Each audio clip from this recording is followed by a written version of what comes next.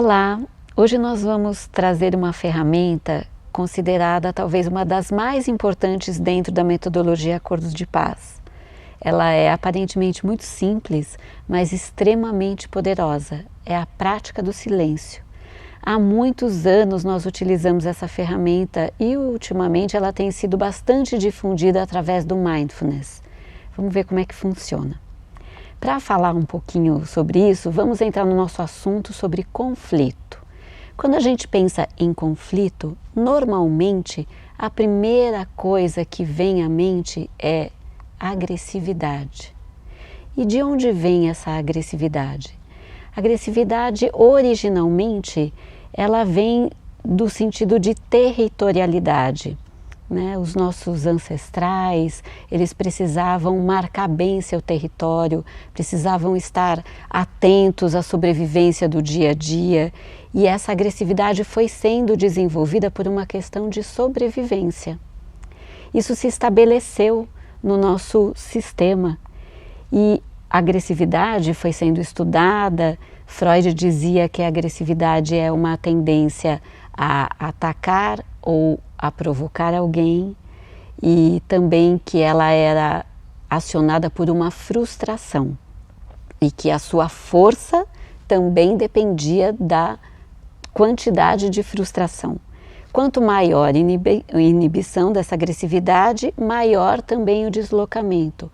Então, por exemplo, a gente vê casos de crianças em escolas que chegam na escola e batem nos coleguinhas.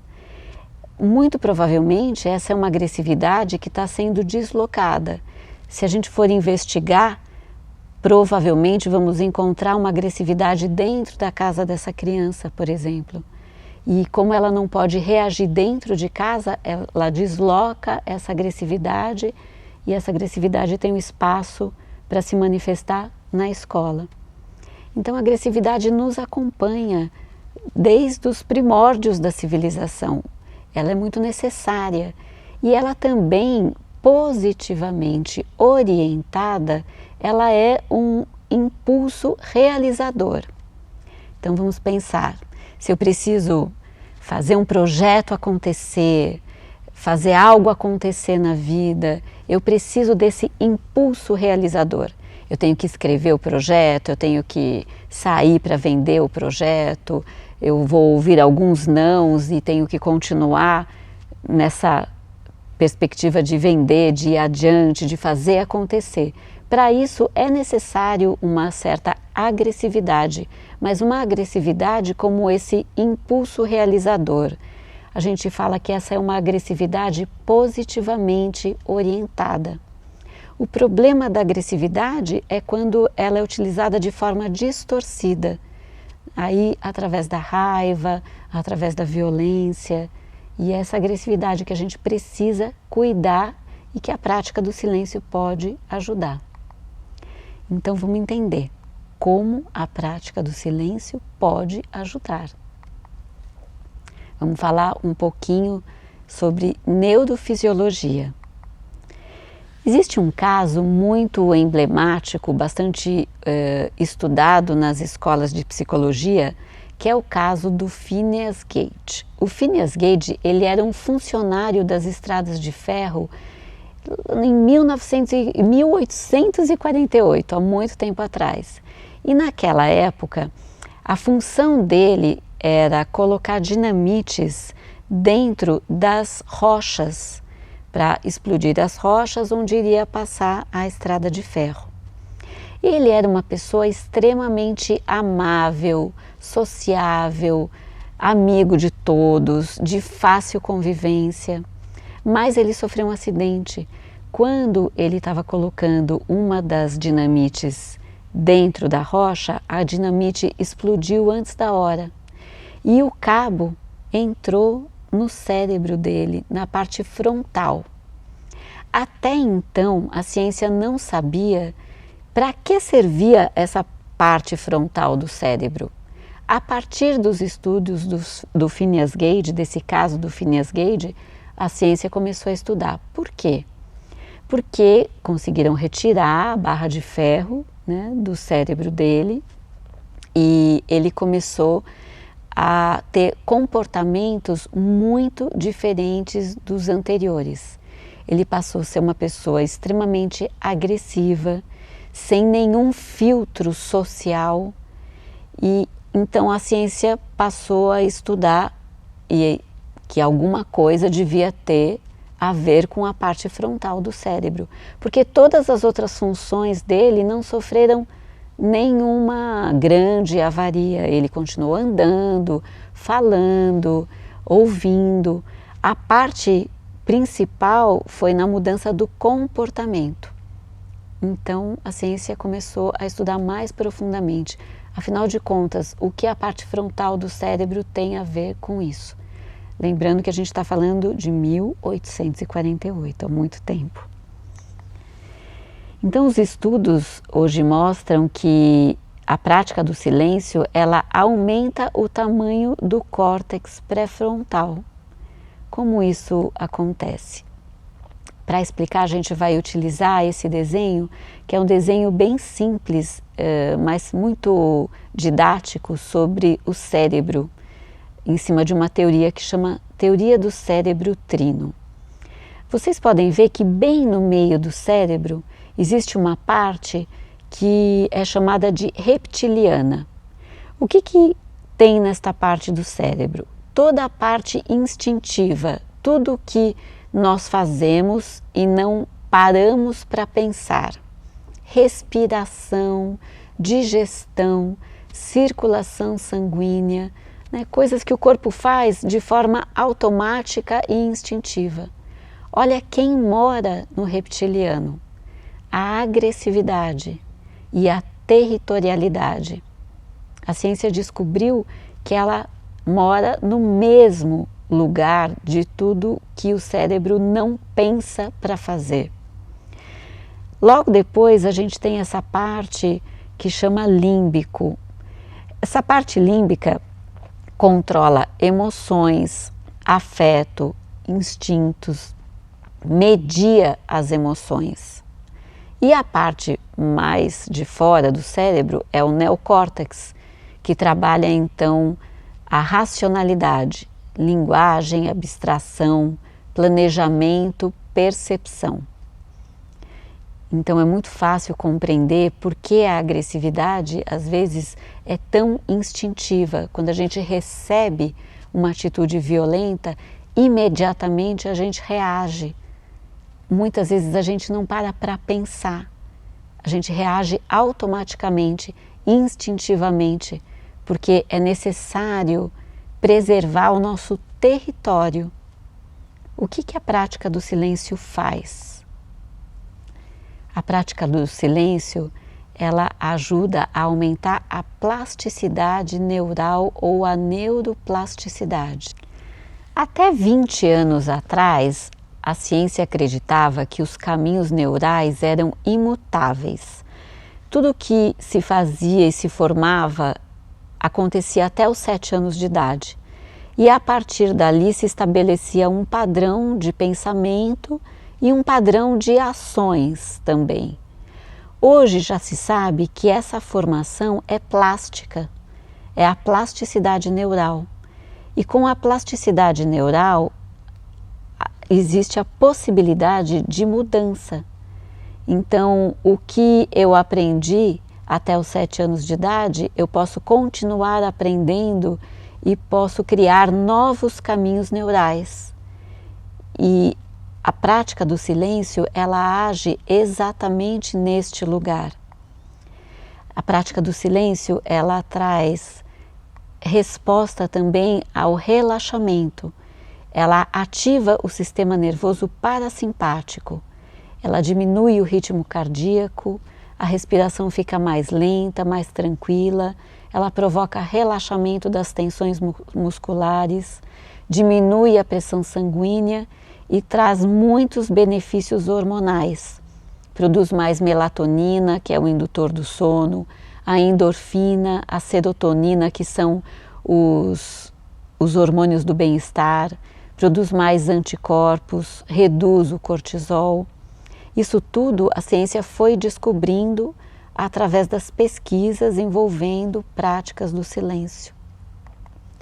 E isso também amplia o nosso sistema neural. Então, como eu disse, a prática do silêncio, você vai praticando, ela vai ampliando aquele sistema neural, utilizando a plasticidade neural e possibilita que a gente encontre novas formas de fazer coisas, novos padrões de comportamento, novas maneiras de agir. Então a prática do silêncio, ela tem muito a ver com a cultura de paz, porque praticando o silêncio é possível ampliar a percepção de si e do meio, observar novas possibilidades, ter opções diferentes, fazer escolhas diferentes. Eu posso agir de uma nova maneira. Em resumo, ela cria e amplia os nossos repertórios. E para viver cultura de paz no dia a dia, é muito importante que a gente tenha repertório, a gente tenha ferramentas e que essas possibilidades novas de agir diferente possam estar sustentadas também através do nosso corpo, através do que acontece no nosso cérebro. A prática do silêncio ajuda muito nisso. Podendo escolher diferente, eu posso escolher ser gentil de forma legítima. Eu escolho ser gentil. Eu escolho lidar com o outro de uma outra maneira. Porque eu tenho ferramentas internas para isso e porque essas ferramentas incluem também uma mudança de comportamento que acontece no meu cérebro.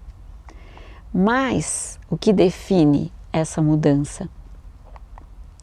Para fazer diferente é necessário vontade e prática.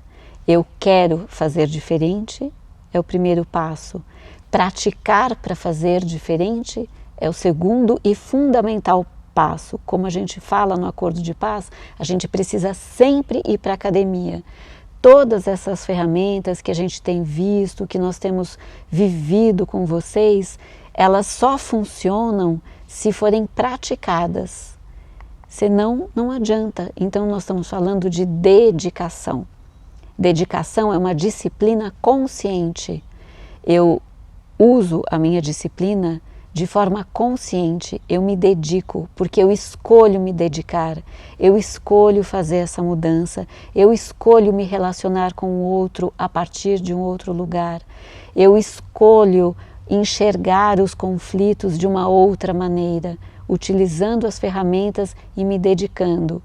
E entre essas ferramentas, a prática do silêncio entra como um grande suporte nessa parte neural, usando a plasticidade neural, trazendo para o nosso corpo a mudança, não ficando só na vontade ou na parte cognitiva ou num lugar mais intangível, mas trazendo para o corpo a possibilidade de mudança, trazendo para a matéria que é o nosso corpo.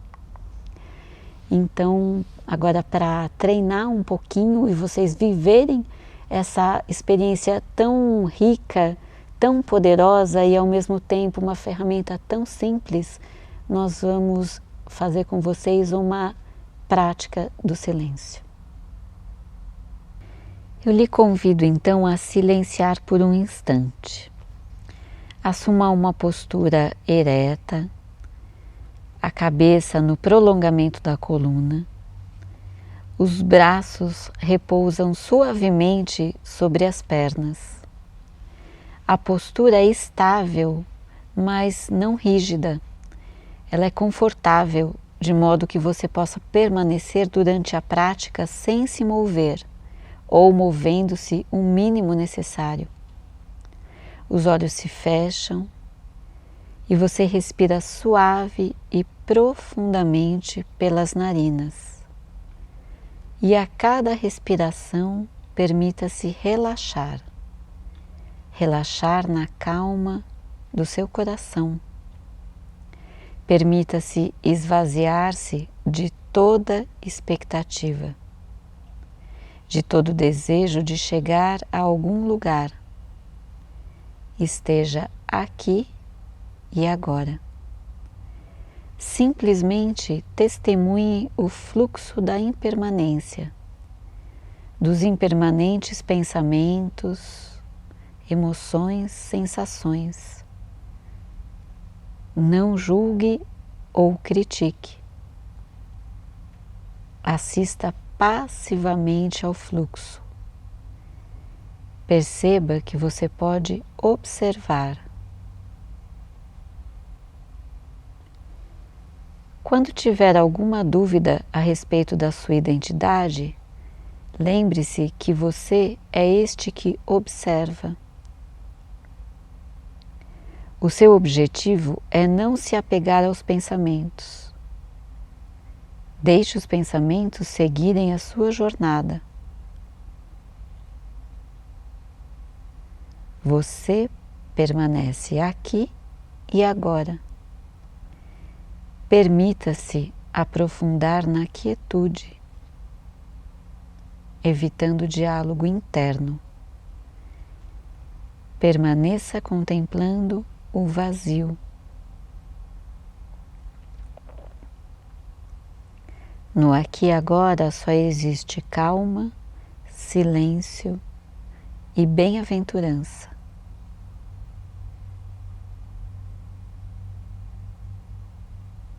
Fique assim por um instante. Eu lhe darei o sinal.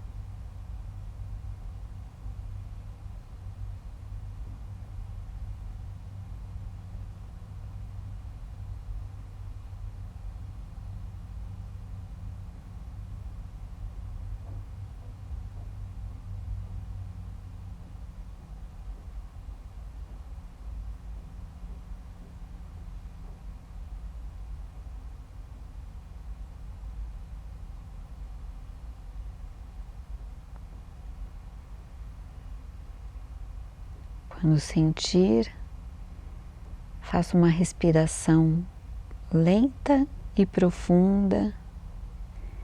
Abra os olhos com suavidade.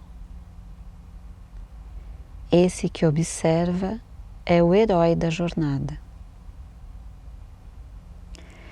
Então essa foi uma ferramenta que nós consideramos muito importante no Acordos de Paz. Ela é uma base para que a mudança interna aconteça. Praticando o silêncio alguns minutinhos por dia, basta 1 minuto, algumas vezes ao dia. Você pode praticar de manhã ao acordar, antes de sair da cama, pode praticar 1 minutinho antes das refeições, 1 minuto antes de entrar para uma reunião importante, antes de entrar para uma audiência importante, 1 minuto antes de se deitar.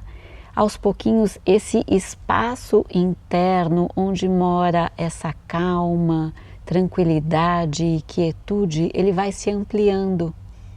E desse lugar fica muito mais fácil gerenciar as emoções e se relacionar com o outro a partir dessa presença. Então, falando em presença, a gente quer deixar para vocês aqui um conto de inspiração chamado Samurai e o Pescador. Um dia, no Japão, um samurai foi cobrar uma dívida de um pescador. Lamento, disse o pescador, mas esse ano vem sendo muito ruim para mim e devo dizer que não tenho o dinheiro que lhe devo.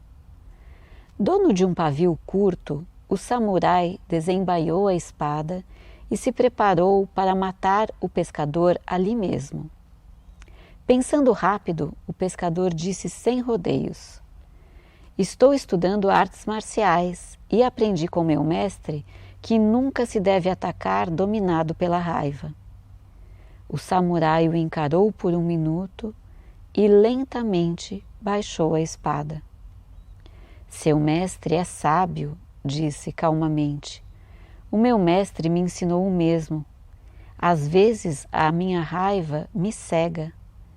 Darei a você mais 1 ano para pagar a dívida, mas se faltar 1 centavo que seja, pode ter certeza de que o mato. O samurai voltou para casa, aonde chegou tarde da noite.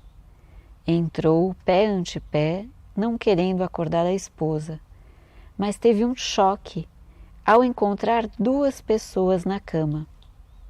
A mulher e um estranho vestido como samurai. Numa onda de ciúme e fúria, alçou a espada para matar ambas, mas de súbito recordou-se das palavras do pescador. Não ataque movido pela raiva. O samurai relutou um momento, respirou fundo e fez um ruído deliberado. Imediatamente a esposa acordou, como também o estranho, que na verdade era a sogra dela. O que significa isso? Gritou o marido. Quase matei vocês duas. Ficamos com medo de ladrões, explicou a esposa, e vestimos sua mãe como um samurai para espantá-los. Passado um ano, o pescador procurou o samurai. Tive um ano excelente, por isso aqui está o que lhe devo mais juros, disse o pescador todo contente. Guarde o seu dinheiro, respondeu o samurai. Você já pagou sua dívida há muito tempo. O samurai e o pescador.